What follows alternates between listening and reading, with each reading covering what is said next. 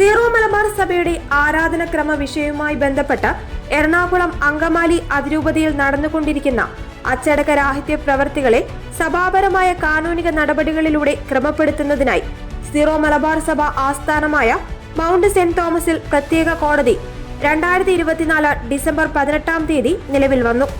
സഭാതലവനായ major archbishop Mar Raphael Thattil പിതാവാണ് കോടതി സ്ഥാപിച്ചുകൊണ്ട് ഉത്തരവ് നൽകിയിരിക്കുന്നത്.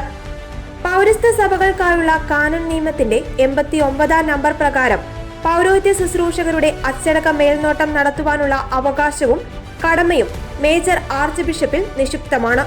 കൽപ്പനകളും മുന്നറിയിപ്പുകളും നിരാകരിക്കപ്പെട്ടാൽ നിയമപ്രകാരം അച്ചടക്ക നടപടികൾ കൈക്കൊള്ളുന്നതിനായി മേജർ ആർച്ച് ബിഷപ്പ് സ്ഥാപിക്കുന്ന പ്രത്യേക കോടതിയാണ് നിലവിൽ വന്നിരിക്കുന്നത്.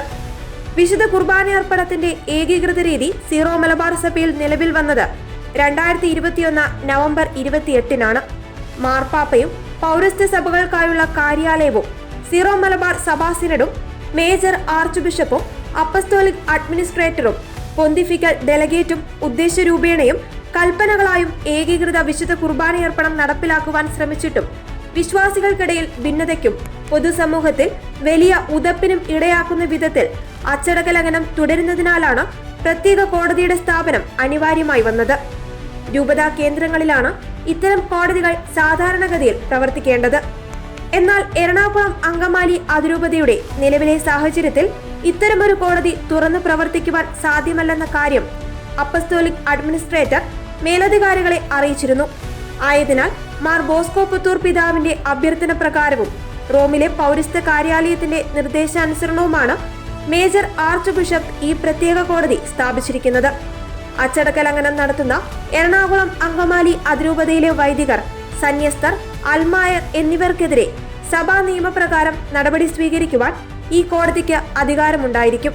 ഈ പ്രത്യേക കോടതി പൗരസ്ത്യ സഭകളുടെ കാനൻ നിയമ സംഹിതയും മറ്റ് സഭാ നിയമങ്ങളും അനുസരിച്ചായിരിക്കും പ്രവർത്തിക്കുക.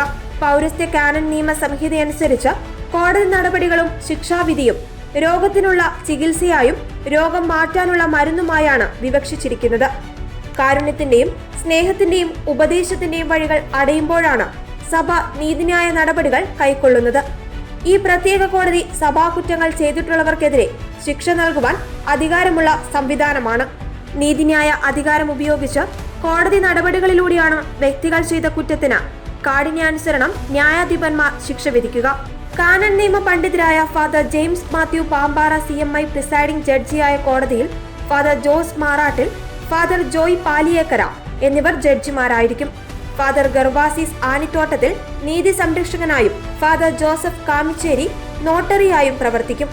കൂടാതെ അഭിഭാഷകരായി father Joseph Parumel, father Francis Aloor, father Mathew Kallarakkal എന്നിവരെയും നിയമിച്ചിട്ടുണ്ട്.